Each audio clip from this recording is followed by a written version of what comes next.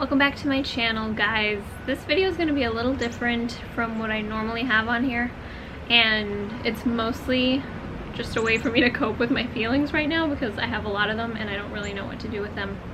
And maybe someone out there who's going through the same thing can learn something from my experience. So I thought I'd share this story with you guys, and maybe we could process it together because it's pretty rough on my heart. I just want to be honest because I don't think that anybody's perfect, and a lot of times, especially on social media, people only show the positive and the good things and the achievements, but you rarely see like the failures and the disappointments. But I'm a real person and real things happen to all of us, so I wanted to share my experience with you guys because I know I'm not the only one out there.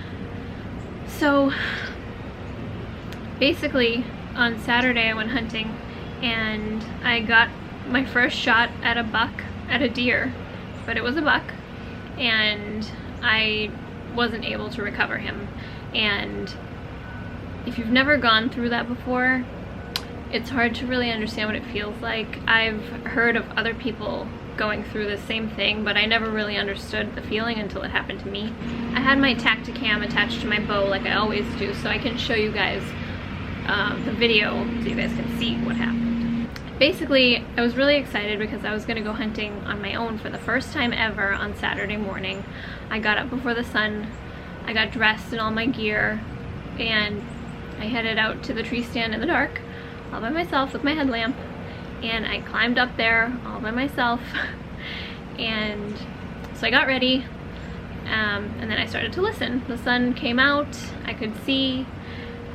And then about 10 minutes later, I heard some noises in the trees, and I knew there was a deer coming. It turned out to be a good-sized buck, and I watched him come out of the woods and then turn the other way, opposite where I was. I tried to grunt to get him to come back my way, but he wasn't interested, just kept walking. So that got me all excited. About a half hour goes by and I hear some more noises in the woods, kind of in the area where he came from. So I watch and I hear rustling for a while, and then I see a deer walking through the woods, but I couldn't really tell what it was at that point. I actually thought it was a doe, and then as it got closer I saw it had little spike antlers, so it was a little buck, and he was coming right towards my stand. So I got all excited, but I composed myself. I told myself to focus. I tried to remember all the things I need to do, and so I was standing up, I got my bow ready. As he got closer, I drew my bow. He still hadn't seen me, but he wasn't giving me a good angle for a shot yet, so I waited. But then my arms started getting tired because I was at full draw for a while, so I let my bow down. And then he kind of spooked for a second but didn't know if he should run, so he stuck around. And then he started walking through the trees and in a way that I knew I was going to get a good broadside shot at him. So I drew my bow again, and I waited for him to get in between these two trees where I had a clear shot, and I gave him a meh, meh, and he stopped. So I fired an arrow at him, and I hit him. Now when I hit him, I saw my Lumenok hit him, and I could tell it was a little too high. But I thought that maybe from the angle I was shooting at, it might have hit one lung, and that would have been good enough. So he runs off. I tried to pay attention to where he went, but I was so excited at the time that I didn't look until like 3 seconds later. But I saw him running. I saw the arrow was still stuck in him, and I texted my boyfriend. I said, I just hit a buck. And then he came out to meet me at the stand so we could track him together. So he comes to the stand and we go to the spot where I shot him to see if we could find any blood, and there was no blood. And I had a lot of thoughts going through my head, like maybe if I hit one of his lungs, he's bleeding inside, and because the arrow was still stuck in him, he's not bleeding outside his body yet. So we went back to the house.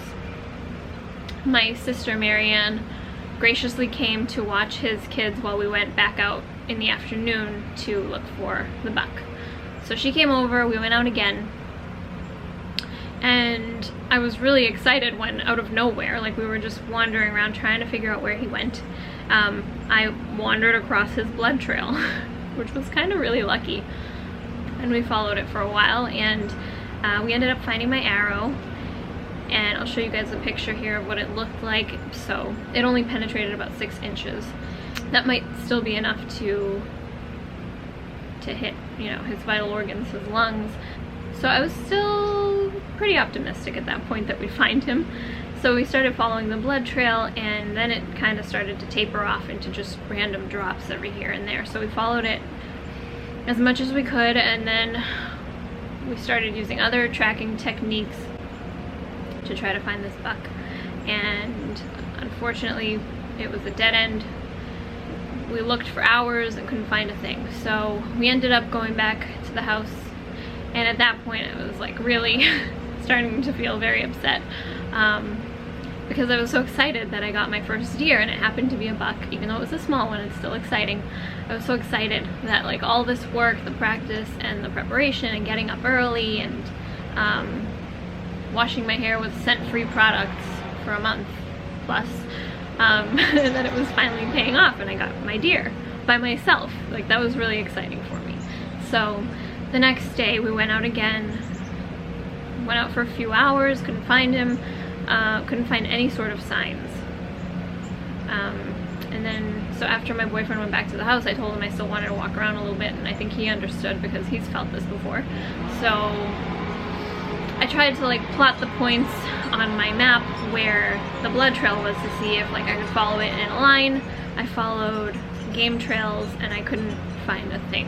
And of course I started crying because it's just such an awful feeling. Not knowing what happened to him is very bothersome. It like hurts my heart because I don't know if he's out there wounded. I don't know if he died and coyotes ate him. I don't know what happened.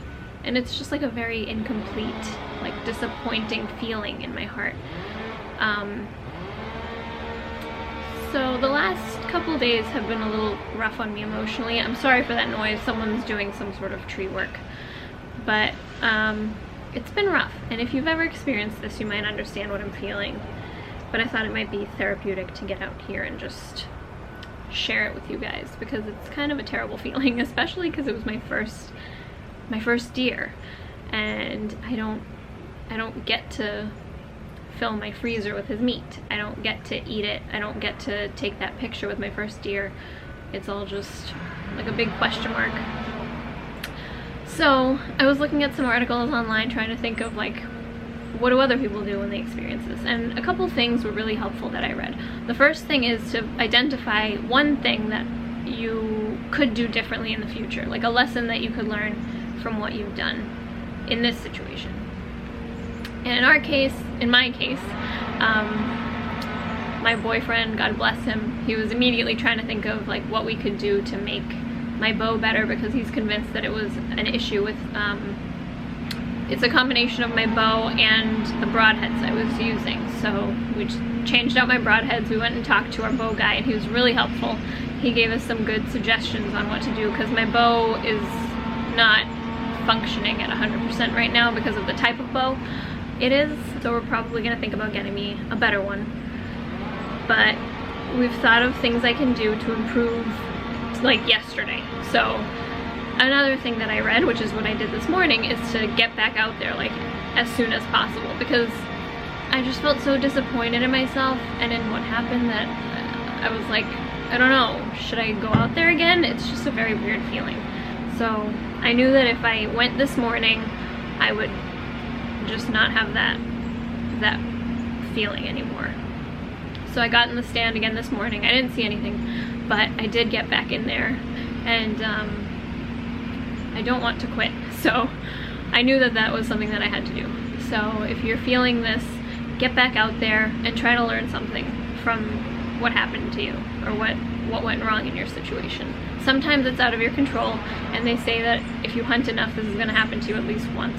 And I know of people who've experienced this themselves, so hopefully it doesn't happen to you. But if it does, try to learn something from it and don't quit. Get back out there as soon as you can so you don't go into this like funk and just discourage yourself, because I was starting to feel that way, so I knew I had to get back out there. So hopefully I'll get another chance to shoot a deer this season. There's still quite a few weeks left, so I'll hopefully have another chance. And it's unfortunate that this happened with my first deer, but I know that everything that happens to us offers a lesson, so we just have to use it as a way to learn how to be better in the future, or how to deal with things better in the future. So thank you guys so much for watching. I hope that if you are experiencing this or have experienced this in the past, that this is somehow helpful to you. I feel better already just getting it off my chest. So happy hunting, and I hope you guys have an awesome day. Bye.